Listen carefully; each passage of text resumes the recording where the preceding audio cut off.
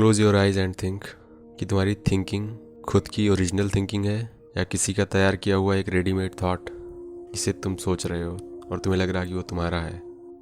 सच थोड़ा अजीब होता है और क्रिटिकल थिंकिंग कोई सुपर पावर नहीं है, ये एक दर्द है जिससे लोग भागते हैं। और आज की टाइम पर हम ऐसे दुनिया में जीते हैं जहाँ सोचना ऑप्शनल है। लोगों को बस स्क्रॉल करना है, पढ़ना है, देखना है, बस सोचना बहुत कम है। तुम उठते हो, फ़ोन देखते हो, रील देखते हो, ओपिनियन सुनते हो, वही ओपिनियंस तुम्हारे खुद के ओपिनियंस बन जाते हैं और कब बन जाते हैं तुम्हें इसका थोड़ा सा भी पता नहीं चलता है। और इसी तरीके से धीरे धीरे तुम्हारी खुद की सोच तुम्हारी खुद की नहीं रह जाती है। तुम बस कंज्यूम करते हो और फिर प्रोडक्ट बन जाते हो, कब तुम्हें खुद पता नहीं चलता है। क्रिटिकल थिंकिंग का मतलब क्या है? क्रिटिकल थिंकिंग का मतलब ये नहीं है कि तुम बहुत इंटेलिजेंट बन जाओ या फिर तुमसे कभी कोई डिबेट जीत ही ना पाए, तुम ही हर जगह जीत के आओ। ये सब क्रिटिकल थिंकिंग नहीं है।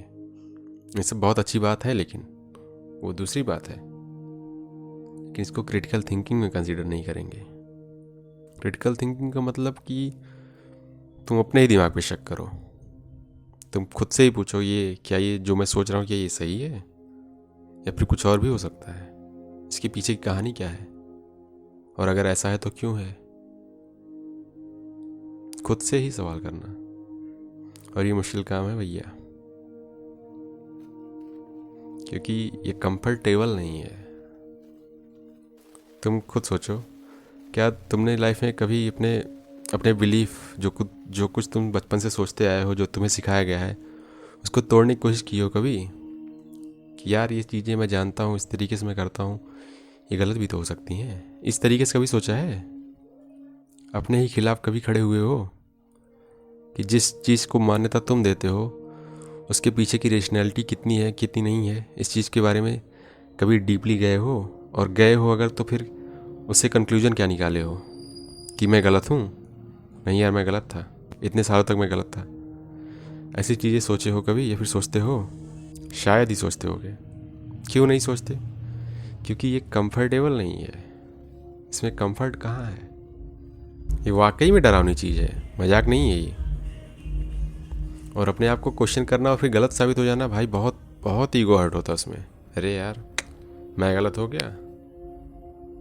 एक इससे रिलेटेड एक कहानी है। प्रोफेसर जॉन नैश नाम के एक व्यक्ति थे, जिन्होंने नोबेल प्राइज़ भी जीता है। इस पर एक मूवी आई थी यार, बहुत बढ़िया मूवी थी, ये ब्यूटीफुल माइंड करके। उस बंदे ने यूनिवर्सिटी में जितने दोस्त वगैरह बनाए थे, वो जीनियस आदमी था। जितने दोस्त वगैरह बनाए थे जिससे उनके अच्छे रिलेशन थे, और वो उनको जो काम मिला था कि उनको लगता था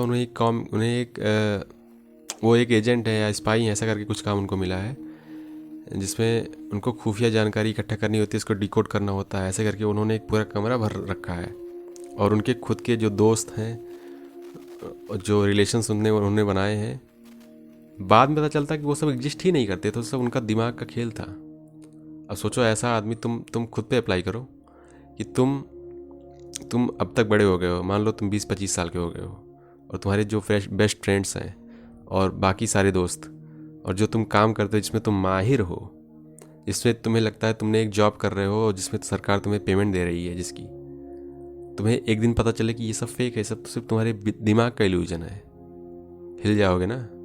ये इतना सीवियर नहीं है, लेकिन क्रिटिकल थिंकिंग इसी से मिलता जुलता है कि बचपन में हमको बहुत सारी चीज़ें सिखाई गई हैं कि ये ऐसा होता है, ये ऐसा होता है, ये ऐसा होता है, उसको हम उसी तरीके से मानते चले आए बिल्कुल कि हाँ भाई ऐसा होता है, क्योंकि मानना हमारा काम था। लेकिन आज के टाइम पे वो उस चीज़ें क्वेश्चन की जा रही हैं कि नहीं यार, और तुम्हें भी खुद से करना पड़ रहा है। तुम्हें सामने वाला कोई करके बता रहा है कि भाई देखो तुम्हारी ये चीज़ तो गलत है, कितना हर्ट होता है। और वो बताए उसके बाद फिर तुम खुद से भी सोचने जाओ और तुम्हें पता चले कि हाँ यार सही में गलत है। बताओ, मैं 20-25 साल से मैं ये कर रहा था, और कोई और बता रहा है, कोई और मुझसे बढ़िया कर रहा है, वो सही कर रहा है, मैं गलत कर रहा हूँ। समझ रहे हो ना? ये कंफर्टेबल वाली चीज़ नहीं है, क्योंकि ब्रेन को क्लैरिटी नहीं चाहिए भाई। हमारे ब्रेन को चाहिए सर्टेनिटी। उसको किसी चीज़ बात का डर नहीं रहना चाहिए दिमाग में, उसको एकदम सर्टेन होना है, चाहे वो गलत ही क्यों ना हो, चाहे वो हमारा डे ड्रीमिंग इमेजिनरी इल्यूजन क्यों ना हो। इसीलिए फेक न्यूज जल्दी फैलती है और लोग एक्सट्रीम हो जाते हैं। क्रिटिकल थिंकिंग एक वार है तुम्हारे अंदर की। एक साइड पर तुम हो और दूसरी साइड पर भी तुम ही हो। तुम्हारा ये किस्सा, तुम्हारा ईगो। और ईगो बहुत बड़ी चीज़ होती है।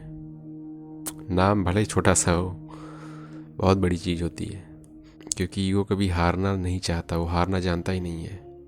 और सोचो, जब कोई तुम्हें चैलेंज करता है, डिबेट भी होती होगी, डिबेट में तो भाई चीज़ें थोड़ी सी प्रोफेशनल रहती हैं, लेकिन ऐसे नॉर्मली बातचीत में, हमारे दोस्तों में, जब तुम्हें कोई चैलेंज करता है और दोस्त चैलेंज करें तब भी आदमी सह लेता है। सोचो तुम बैठे हुए हो, 4 लोग बात कर रहे हो और तुमने कोई बात की बहुत अच्छे से, एकदम थॉरली उसको रिप्रेजेंट किया।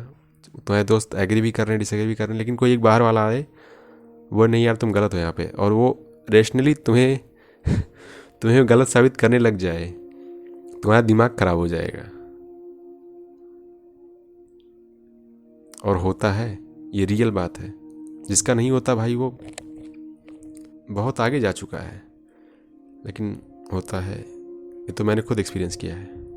उसको मान लेना, अपने ईगो को हराना और खुद से ग्रोथ की तरफ आगे बढ़ना, यही एक अच्छा डिसीजन है जो हम ले सकते हैं। अगर तुम ऐसा कर रहे हो तो तुम क्रिटिकल थिंकर हो। और क्रिटिकल थिंकिंग कई मायनों में तुम्हें अलग कर देती है, तुम्हें लोनली भी बना सकती है वो। जब तुम सचमुच में सोचना शुरू करते हो तो तुम्हें हर चीज़ का सवाल करते हो और तुम्हें लगता है कि ये ऐसे होना चाहिए, ये वैसे होना चाहिए, और वैसा तो नहीं है, बाकी सब मान रहे हैं। और तुम उनसे सवाल करते हो तो तुम पर भड़क जाते हैं, क्योंकि उनके साथ भी वही प्रॉब्लम है, तो सवाल कर भी नहीं सकते हो। तो तुम्हें ये फील होने लगता है कि यार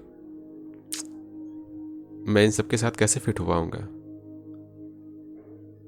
जो कि खुद में भी ये गलत होगा। तो लेटर स्टेज में तुम खुद जान जाओगे कैसे फिट होना है, लेकिन स्टार्टिंग में तो ये लगता है, और ये तुम्हें लोनली बनाती भी है। इसको इस तरीके से देखा जा सकता है कि तुम खुद से सवाल करो कि तुम्हें क्या चाहिए। तुम वाकई में सच्चाई ही देखना चाहते हो, या फिर तुम रिलैक्स हो, कंफर्टेबल हो, जैसे हो वैसे हो, और दोनों में से एक चूज कर लो। लेकिन मैं रिकमेंड करूँगा कि क्रिटिकल थिंकिंग चूज करो, ये लॉन्ग टर्म में तुम्हारा इससे फ़ायदा होगा। और ऐसा नहीं कि तुम जीवन भर के लिए अकेले रहोगे, जीवन भर के लिए तुम लोगों को फिर खुद से सवाल ही करता रहना है हमेशा, ऐसा नहीं है। ये चीज़ जब तुम डेवलप करोगे तो स्टार्टिंग में प्रॉब्लम्स आएंगी, स्टार्टिंग में, क्योंकि बहुत सारी चीज़ें नहीं होती हैं। जब तुम जान जाओगे वाकई में अच्छा किस चीज़ को करना है, किस चीज़ को नहीं करना है, तो तुम उसके साथ प्लेफुल अपने आप हो जाओगे। तुम्हें पता होगा, तुम ऐसे कर लोगे, मतलब तुम्हें इतना ज़्यादा दिक्कत नहीं होगी, और वो चीज़ भी अल्टीमेटली कंफर्टेबल हो जाती है लास्ट में, और तुम अलग दिखने लगोगे। सिर्फ अलग फीलिंग नहीं रह जाएगी, तुम्हें खुद से नहीं लगेगा कि मैं ही अलग हूँ। तुम्हें लोग, तुम्हारे आसपास के लोग जो भी तुम्हें ऑब्जर्व करते होंगे, जो तुम्हारे साथ टाइम स्पेंड करते होंगे, उनके लिए तुम खास हो जाओगे, क्योंकि तुम एक अलग पर्सपेक्टिव रखोगे टेबल पर, जो कि वो नहीं सोच पा रहे हैं। और ज़रूरी नहीं कि हर फाउंडेशनल चीज़ खराबी हो ना, तुम हर चीज़ सोच विचार को गलत ही नहीं साबित करते हुए फिरोगे। कोई नई चीज़ आई जिस पर तुम्हें अपना जजमेंट देना है, ऑब्जर्व करके वो 4 लोग अपने दायरे में सोच रहे हैं और तुम नए तरीके से सोचते जा रहे हो, क्योंकि तुम्हें इसकी आदत है, और तुम वो चीज़ें सोच पाओगे जो बाकी सब नहीं सोच पाएंगे। तो ये तुम्हें फ़ायदा देगा यहाँ पर और ऐसे ही कई जगहों पर।